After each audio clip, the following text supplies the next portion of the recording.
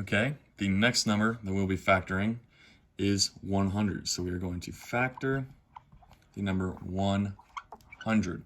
So once again, we're going to put 100 in a T-chart. And we always start with the smallest number. So we start with 1. And we know that 1 times 100 is 100. 1 is always a factor of every number. And then the next number we'll do is number 2. And once again, since we know that 100 is even based on the last digit being a 0, which is an even number, we know that 2 goes into 100.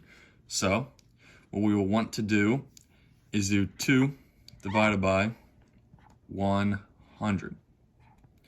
And we know that 2 cannot go into 1, but 2 can go into 10. And 2 times 5 is equal to 10. And then whenever you do 10 minus 10, you get 0. Bring the 0 down. 2 cannot go into 0, so you put a 0 here. 2 cannot go into the number 0. And anytime you get that, you put a 0 up here, and you get the answer of 50. And you do 2 times 0 to get 0. Obviously, 0 minus 0 is 0. So that leaves us with no remainder. So we know that 2 and 50 are both factors of 100. The next number we will do is the number 3.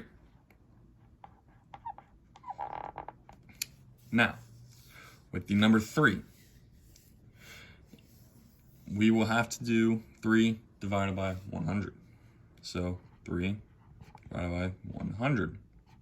Once again, we know that 3 does not go into 1, but it does go into 10, and it goes into 10 3 times. And then 3 times 3 is 9. So that leaves us with 10 minus 9 is 1. We bring down the 0. We have the number 10. And we then do 3 does not go into 10 again. So we put another 3 up here. It only goes into it 3 times. Does not go into it evenly though, because 3 times 3 is 9. And that will leave us with a remainder of 1. So 3 is not a factor of 100. The next number we will do is the number 4. 4 times 25 is 100. People will probably know that from using quarters. You know that 4 quarters is equal to $1, which is 100 cents. But we're going to prove that anyways and do 100 divided by 4. Whenever we get that, we know that 4 can go into 10 2 times, and 4 times 2 is 8. 10 minus 8 is 2. Bring down the 0.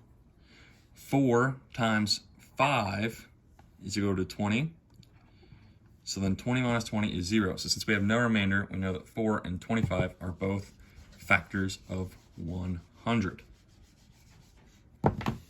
The next number we will look at is then the number 5. And we know that 5 times 20 is 100, but we're going to prove that anyways. So 5 going into 100. 5 goes into 10 2 times. That leaves us with this. 10 minus 10 is 0. And once again, whenever 5 does not go into 0, or well, it does, it goes into it 0 times. So you put the 0 up here.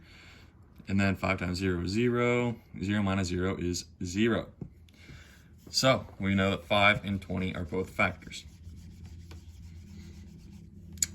The next number we will look at is 6.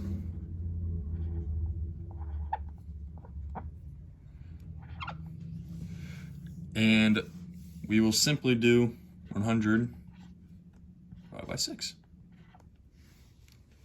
Now 6 goes into 10 one time, leaves us with the answer of 6. 10 minus 6 is 4. to bring down the 0. 6 goes into 40 6 times. Leaves us with 36. And that leaves us with a remainder of 4. And since there's a remainder, 6 is not a factor of 100.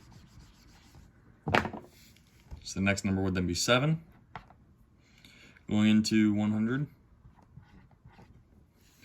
Once again, we'll do the same thing. 7 times 1 is 7. 10 times minus 7 is 3. Bring down the 0. 7 times 4 is 28. And that leaves us with a remainder of 2, which means 7 is not a factor of 100. The next number we'll go with is the number 8.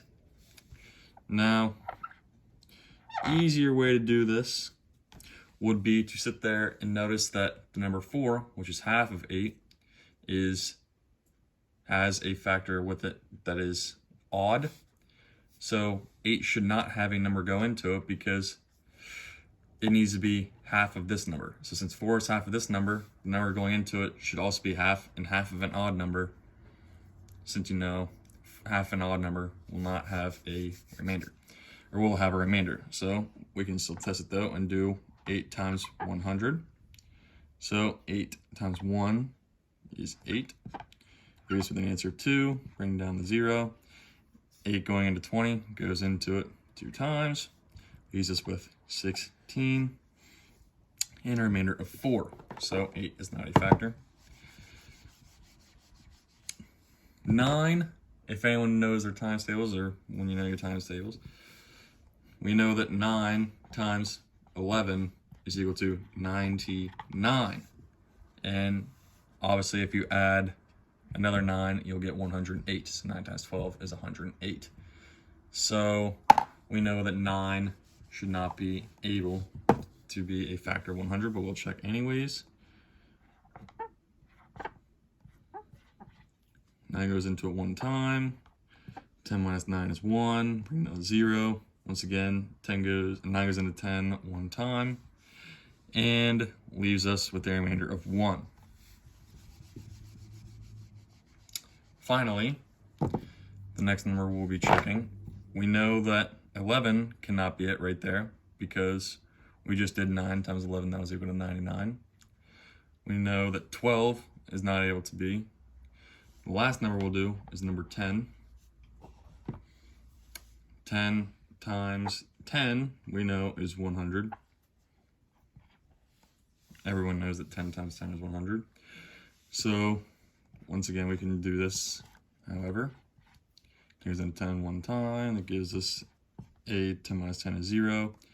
Bring this down. 10 goes into 0 0 times. Get left with the answer 0. 0 minus 0 is 0. So that means 10 and 10 are both remainders.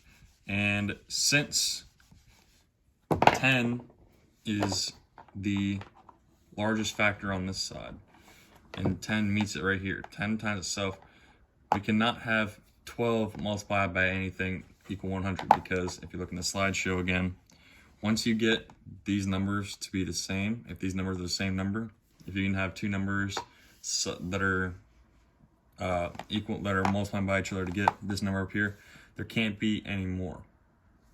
So these are the final factors: 1, 2, 4, 5,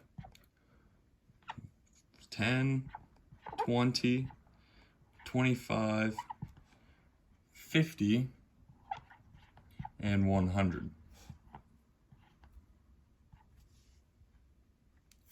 So these are the factors of the number 100.